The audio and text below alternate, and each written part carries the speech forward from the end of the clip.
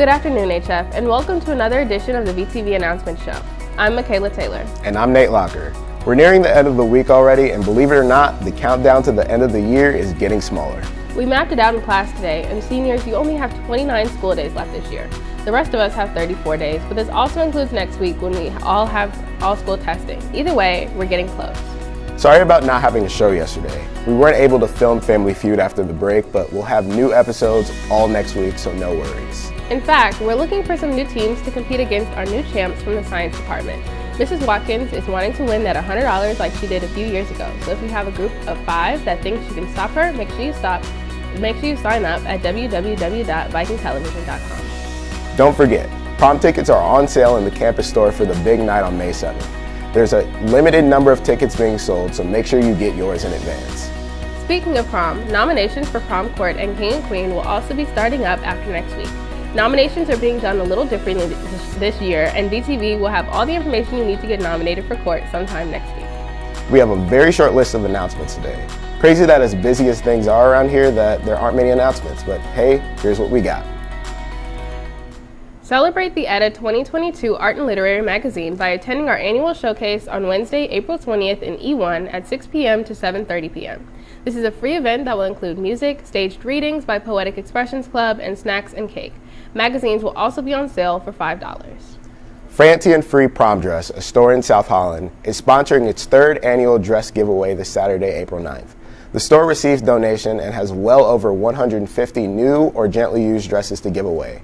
If you are in need of a prom dress this year, Fancy and Free Prom Dress can help. Check out the flyer that was sent in Google Classroom announcements today for more information. The girls' water polo team lost to Sandburg by the score of 10-3. Scoring for the Vikings were Ella Casey, Alex Jackson, and Charlotte Sampson, who each had 1 goal. The boys' volleyball team took down Revis High School on Tuesday, coming from behind to win in 3 sets. Charlie Van Etten led the way for the Vikings with 7 kills, 3 aces, and 20 digs, while Mason Marsh chipped in with 5 blocks. The team is now 5-3 and will play Friday and Saturday in the Marian Catholic Invite, part of which will be in the HF Fieldhouse on Friday starting at 5 p.m. The baseball team beat Leakin Way Central by the score of 7-6. Charlie Fayero pitched 3 scoreless innings for the Vikings to get the save, while Jaden Jackson smashed a 3-run homer to propel the Vikings to the win. The team is now 6-3 on the season and play again tonight against Lane Tech. That's all the announcements we have for you today. Make sure you're sending in your scores to VTV at hf233.org so we can get your team some recognition. Go back about a month in time and you'll remember that we crowned a state champion this season in girls wrestling. We were able to sit down with the champ and her coach to talk about the amazing season. The HF wrestling season has recently ended within this past month, and history was made by the girls team. This was the first year the girls wrestling had a state tournament, and Natalia Watson-Castro, a junior on the HF varsity girls wrestling team, won the first IHSA 135-pound girls wrestling state championship and became the first state champion HF wrestling has ever had. Watson-Castro felt shocked after realizing the record she broke. When I won the match, it was a lot of emotions.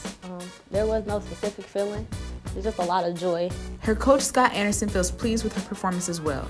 He believes that Atalia is an inspiration to all girls hoping to succeed in a traditionally male-dominated sport. Atalia is one of these wrestlers that is so far beyond. She is creating intense excitement for the sport of girls wrestling, and I think that she's a role model for other girls that really want to succeed in what have historically been male-dominated sports. The state of Illinois adopted girls wrestling this year and provided its first ever state tournament. Watson-Castro feels fulfilled from her accomplishment. As a whole, this accomplishment was like a good feeling. Like, I needed this feeling. The team entered 9 girls in sectionals and 8 qualified for their state tournament. Both Aronson and Watson-Castro are hoping that next year they will take first in conference, regionals, and be the first wrestling team in HF history to bring home a state title. From VTV, this is Patrice St. Jean. Congrats once again to Atalia. You've paved the way for future success to following girls wrestling. All right, what do we have on tap for the rest of the week? Well, tomorrow we'll feature another new VTV show that includes a look at 2 unique trips that were taken over spring break. We'll also break down the rest of the school year and remind seniors of everything you should be putting on your schedules from now until the last day of school. All of that and more is on tomorrow's show. Until then, have a great rest of your day today, and we'll see you back here tomorrow. I'm Michaela Taylor. And I'm Nate Locker. For everyone here at VTV, have a great day.